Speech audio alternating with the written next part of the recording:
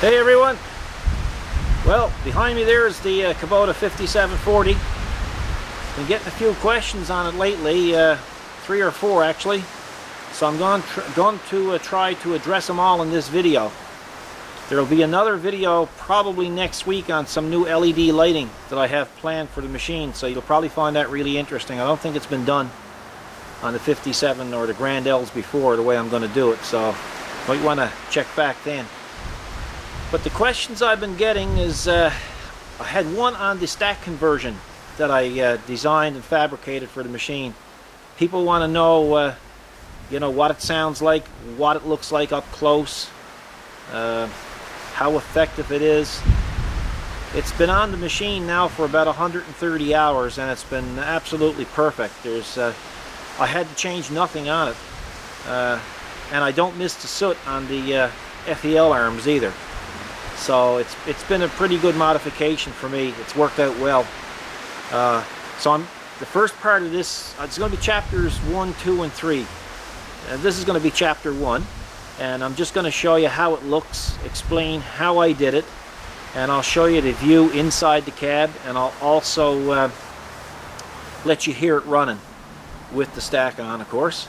And then chapter 2, it's going to just be a brief one. Somebody wanted to know what the reverse camera looked like in the cab, and also how I did the wiring and ran the wiring through the cab for it.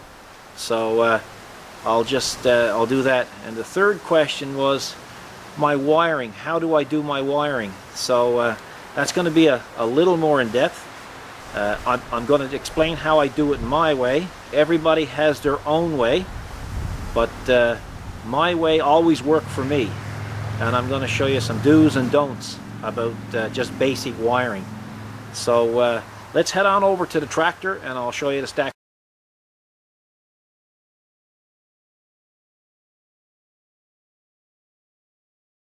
Okay, there's the stack. As everybody knows who owns a small compact Kubota, the exhaust usually comes out down around here, and what happens is the soot gets all over the arms here, and it was terribly friggin' annoying, to say the least. So I came up with this conversion, and it's worked out quite well. So I'll let you see what it's like from inside the cab. Okay. So there's the view. It certainly don't obstruct my view at all. Now let's see if I can start it up and let you hear what it's like. Turn off the fan for the air conditioning. And as you can see, it's pretty quiet. I'll rev her up on her throttle a bit.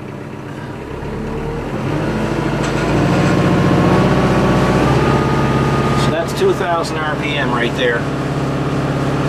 So it's pretty good. You can turn on the radio and hear the radio, no problem at all. And kind of suits the tractor. As a matter of fact, most people have looked at the tractor. Well, I can't think of anybody locally who looked at the tractor and even thought that it was added to the tractor. So what I'm going to do now is I'm going to put the blade right up in the air. I'm going to open up the hood, open up the side skirt on the hood, and I'm going to let you see how I did it. Okay, I got the FEL up in the air, and I'm going to show you. Now please, anybody that's used to tractors and that should not get under an FEL if it's not supported. I'm going to do it, but I normally wouldn't do it. But I just didn't want to take the time to support it, and right now I'm quick on my feet. So if it makes a noise at all, I'm out of here. But anyway, here it is. So basically what I did is I used the existing bolts at the bottom of the FEL system, and 4 bolts, and I made up a collector's plate, as you can see there, and it goes right around that FEL support pipe. And there on the back you can see some other brackets and whatnot. And you'll notice there's a square box just below it. See if I can pan in here. Let's see. There you go. Sorry about that. It's kind of fast. I'm trying to do this. Yeah, that's just basically there for support, and that's what I use to bolt onto the FEL. Now there's a hose there that goes to the other part of the box. If any water happens to go down in the stack, it'll come out through that hose then and just drain off. So there's just no way it can collect with water. Then I just basically welded a 3-inch pipe on top of it. So you can see the stainless steel clamps that I used. They're just basically reusable clamps. They're quite neat, and the system can come off it basically in a few minutes if need be. I don't know why you'd want to take it off, but I just put it there like that for easy access if I needed to take it off. You'll also see that right here I used a flex joint. Now the reason why I used a flex joint is because basically there's two separate components there. There's the FEL and then there's the engine. So the flex joint does two things. If there's any flexing and I put that there solid, well, 9 chances out of 10 I'm going to eventually end up with a crack in the exhaust. So that just covers vibration and any movement whatsoever. And I doubt very much there's any movement, or very little, but it's kind of just an insurance policy, and I think the flex pipe was $22 or something here, so it was well worth the effort to put it there. I did the same thing up here. I'm hoping you see this. Okay, I'll just keep my hand over there so you don't get shadows. So there's another pipe there, and it just travels down and goes down under that wiring and then over to the collector pipe. It's not something that you can easily make a kit for and sell it, because you almost need the machine on site. So when you bend the pipes, you test fit it. It's essential that you have the machine here when you're doing it, unless you just put it on this machine and sell it as it is. But that's a lot of trouble too. Now, this exhaust pipe here, that's our factory pipe here. That's really close to this AC line, but it is without the conversion. But what I did is I just basically made a guard to go over it, just for insurance purposes. But really, with the wind and that's coming from the fan, that never gets hot. I mean, this machine has been running now probably for 15 or 20 minutes, and I can put my hand on the pipe even now. So, and I've used it like for 130 hours, so it's been working well. So that's basically it for the conversion kit. But it's definitely well worth the effort. A lot of trouble to make it. It must have took me about 2 days to make it, but it really worked well. I'm just gonna show you a bracket that I also made. Down here, there's another support bracket that I put there as well, as you can see, and that just goes up to the pipe and just supports it. That way, if there's any vibration, that'll certainly eliminate any possibility of cracking. There's also a small heat shield there, right there as well, just to protect the lower rad hose. Again, this is all overkill. It probably didn't need it, but I had it here, so I said, the heck with it, why not? So that's basically how it works. So for the people that asked me the questions about the stack conversion, well, I certainly hope I've enlightened the mystery of it a little bit. Like I say, it's well worth the effort to do it. So if you have the equipment around and the know-how, it's a well worthwhile modification to make on your tractor.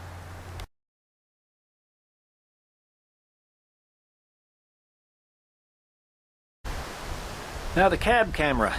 Well, there's kind of a three-part system to this. There's the monitor, and there's the back camera, which is right here. And then last week I added a top camera to the front, and this was a fellow's idea on Tractor by Net, forum Tractor by Net, and he put one on a stick or a pole that came up here and basically came out and pointed down towards his forks or his bucket, which was a great idea, although he don't think I think it's a great idea. Yeah, I think he took my remarks the wrong way, but anyway, that's water under the bridge for me. I'm not going there. But I already had a light bar on top, an LED light bar, so I couldn't see my tips of my forks either. It wasn't a real big issue for me, but I'll tell you, I had an extra camera. I've had it for about 2 years. The company I bought the system from gave me free of charge camera, so I said, well, I'll save it for a spare. But then I said, well, it's been so reliable, it'll probably never ever give out, so I might as well take it and shove it up there where I already have the light bar. So that's basically what I did there. And it's kind of an afterthought, but how I ran the wire for that is I lifted up the top of the cab, not the cab, but the top of the cab, and I came down through this A-pillar, came down here, and then went up in under the carpet or under the mat inside the cab and went inside the dash. So it's basically, you can see it right there. That's not the only wire, there are more, but that is the cab wire there. So that's how I did the front. The back camera, I actually modified the light bracket, and I welded, or no, I bolted another bracket onto here, up here, and I mounted my cab camera to that. And how I ran the wires for that, now I got to think back to this, because this has been on a couple of years. Let's see. Okay, so what I did is I basically went in around here and came down inside, just inside the window here. As you can see, I'm sorry about the camera. And I came down inside here. Now I'll show you what I did inside to cover it up. Hope you can see this because it's a little bit dark in here. But I put it in that wire loom, and I came down by the channel, and I just put some tape around it in that area. And I came down here, then I came in along, let's see, around this area here, came down, oh, I get tangled up here, came down along in here, and then, let's see, then I came down along here, under the carpet, and then you can see it, look, where it comes out under, not the carpet, under the mat, and just goes up under the dash. Now under the dash is just pretty well basic for those cameras. You can hook up 3 cameras to that monitor. There's channels 1, 2, and 3. Right now I'm just using channels 1 and 2. So it really do work well. I'll show you how it looks now shortly. And this is just basically where I came up through. I just had to gouge out the cover just a little bit, just to get the wire to come up so I didn't squat the wire. So I'll show you what it's like inside. The other wire there is 5 gauges. Okay, that's with the front camera on there now, as you can see, obviously. And it's a pretty decent picture. Now I have my remote put right there, so yeah, with my left hand. Then you can push select on the remote, and you can get the other channel. Let's see here now. So that's the back part of it.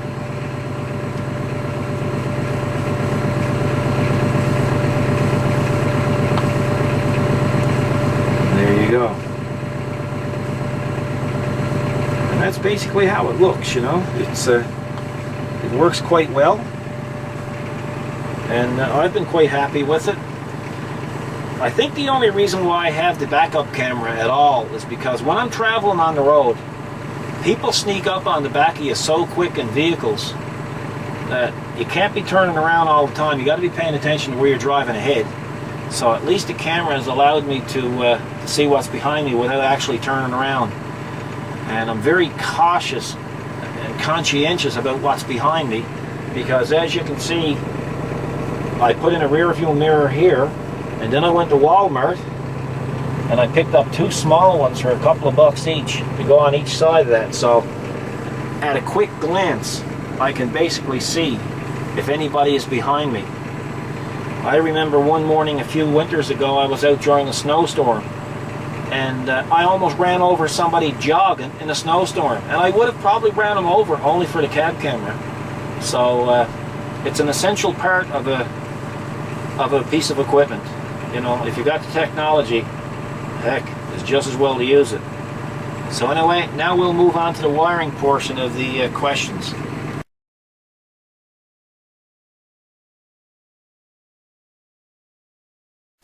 Okay, on to the wiring question. I couldn't do all the video yesterday, so this is Sunday morning, so I came out and laid out a few of the essentials that I personally use to do my wiring on anything that I own or our customers own. There's a few things missing off the table.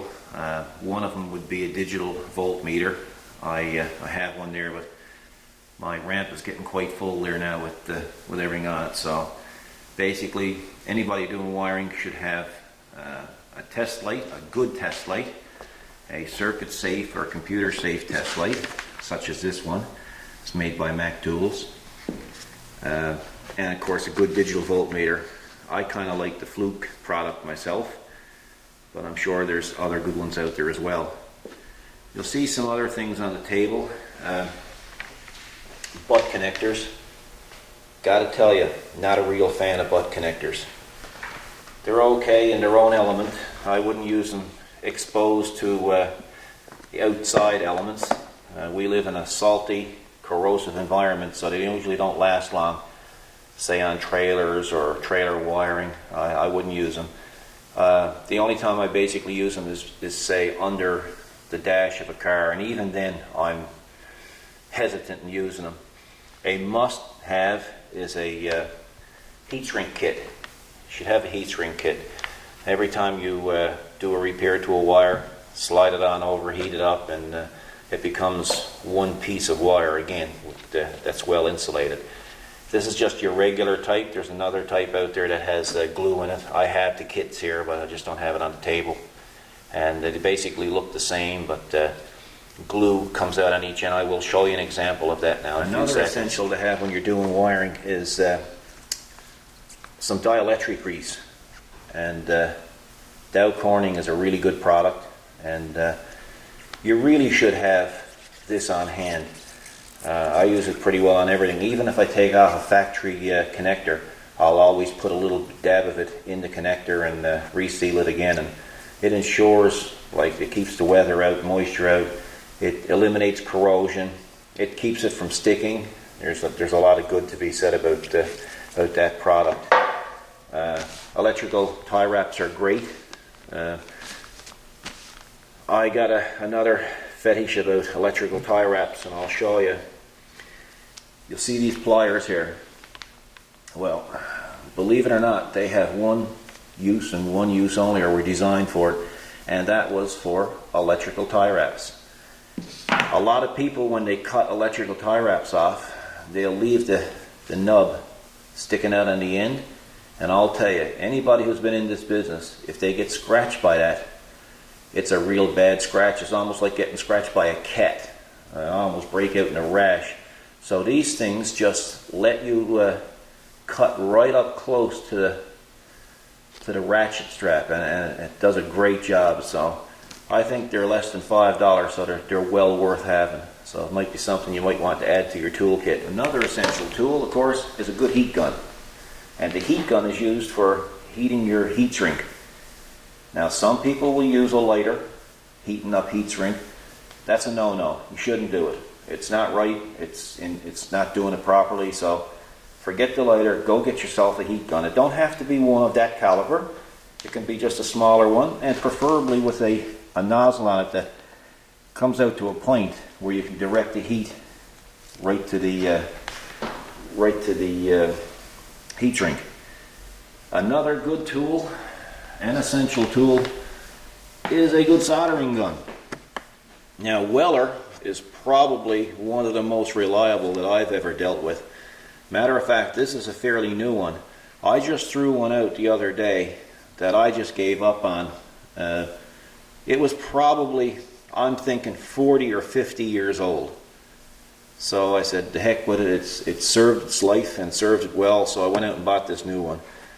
And it's just a fabulous tool, so it's a must when you're doing electrical.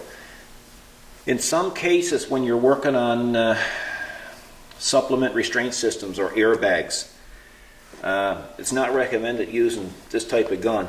What you would use then is you would use a butane torch or a butane soldering iron.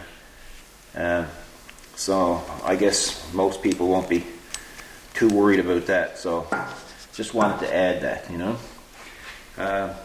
Another essential tool is the wire strippers.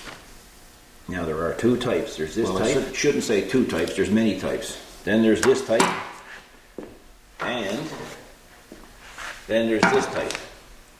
Now if somebody is not doing electrical on a regular basis, and I had to choose between the three, I would go with this, because you have your strippers, you have your bolt cutoff, and you also have your cutters, and I really like the way that these work on butt connectors. They got that little dimple, and it puts the dimple right into the butt connector, so it ensures a really good good crimp. While we're still on the subject of crimpers and whatnot, I want to show you this type of connector. I'm sure some of you have ran into that type of connector before. Well, that's what they call a solderless terminal, and that's usually used in I guess in connectors of some sort or of all sorts. And in order to use that properly, you have to have a solderless crimper, which is this one right here. And this one is made by Mac Tools. There's the part number. I'll show you the head.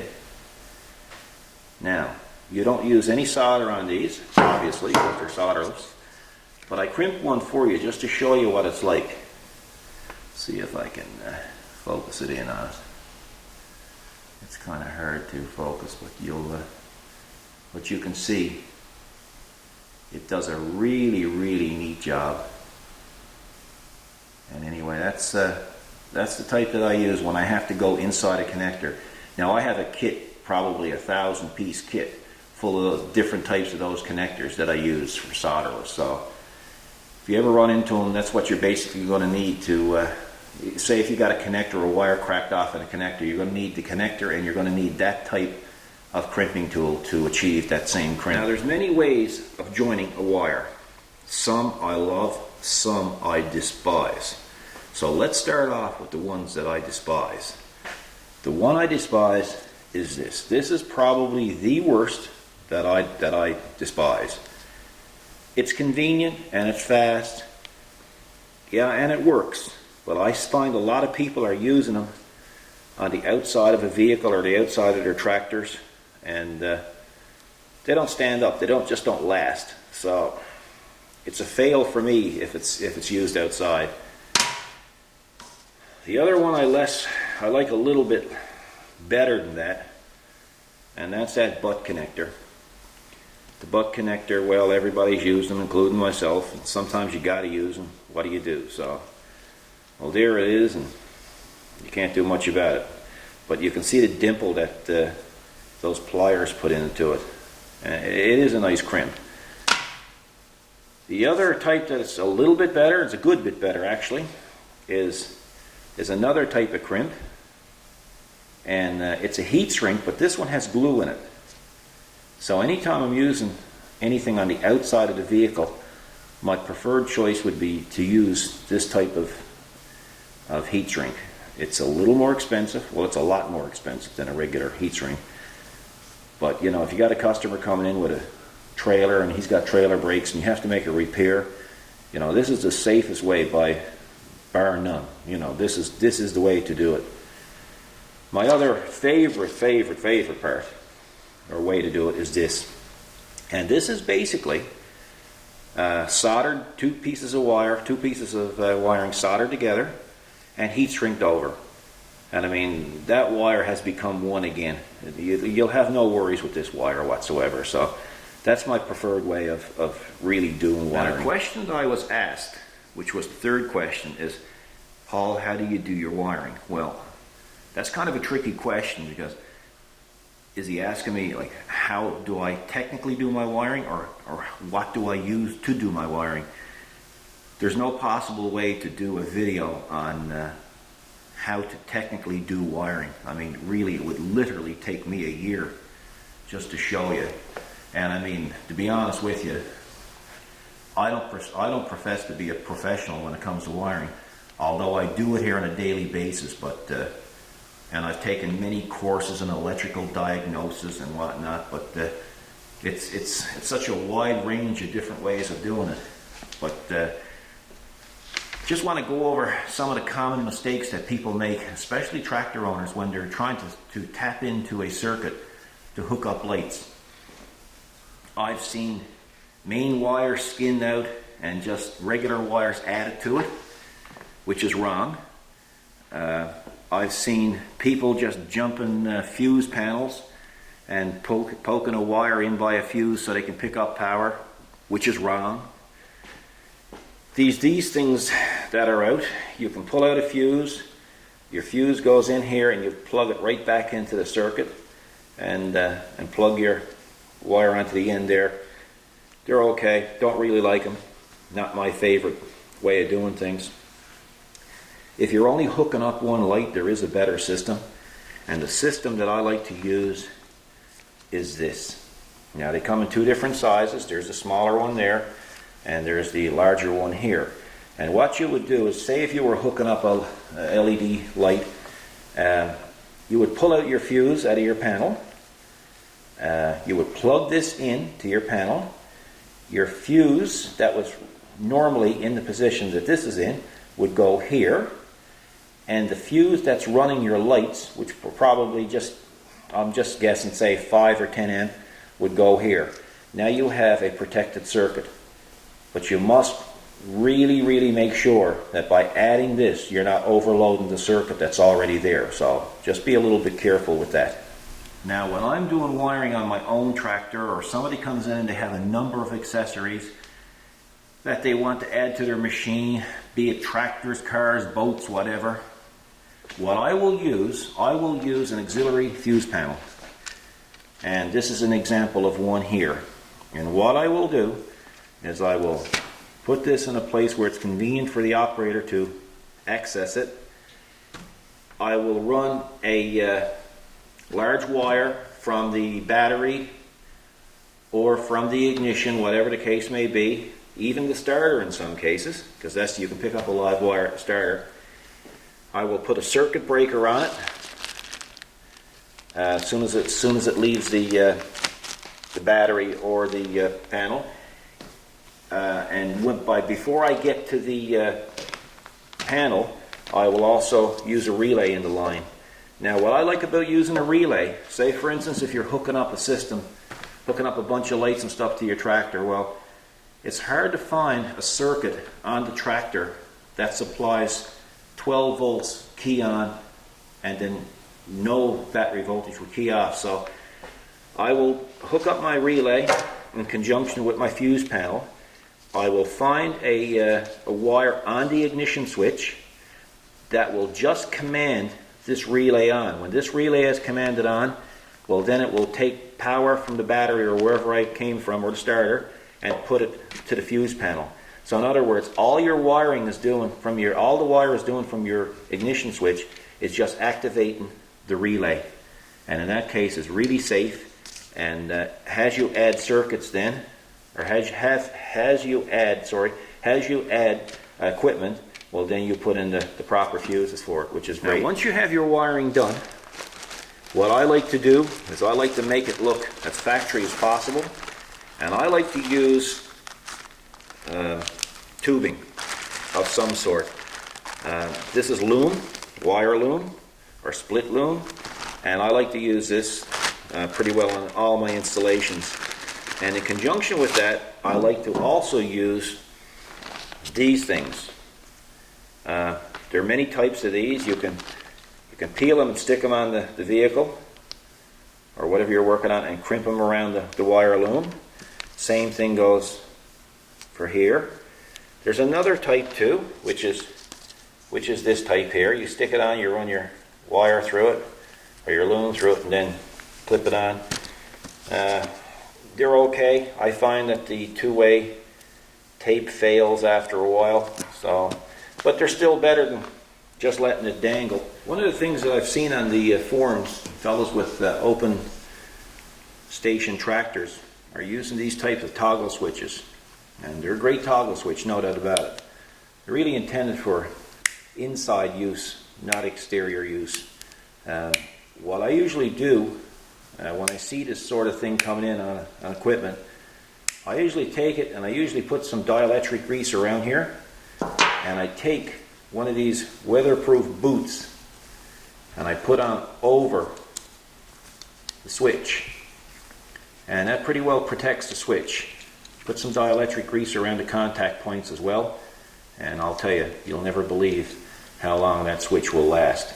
So it's just a little tip that I thought you might enjoy seeing. While we're on the subject of wiring and tidying it away and using wire loom, here's another couple of electrical tie wraps that I really like to use, especially like if I'm doing a trailer or if I'm hooking something up to an implement. You can take a drill bit, drill a quarter hole, and you can just punch that into the hole, then loop your wire into that, and it's really neat. It's a permanent fix. Yeah, you got to drill a hole, but you know, you don't have to worry about your wiring getting caught up and ripped off the implement or the machine. The other type is this type. You can use a self-tapping screw, put it through there, and just loop your wire in through there again, and that's another really good repair. You know, wiring is like anything else in life. The more you put into it, the more you get out of it. So I hope this helped somebody, enlighten somebody, and probably help them out in their quest to do good wiring. When it comes to wiring relays, there's lots of information on the internet that you can use. Types of wire, material, but these are basically the essentials that I use. Now I have much more equipment here to use when I'm doing wiring, but this is basically what I do grab first. So if I can do it, anybody can do it. In the meantime, I hope this has addressed some of your concerns and questions. Anyway guys, until the next time, thanks for watching.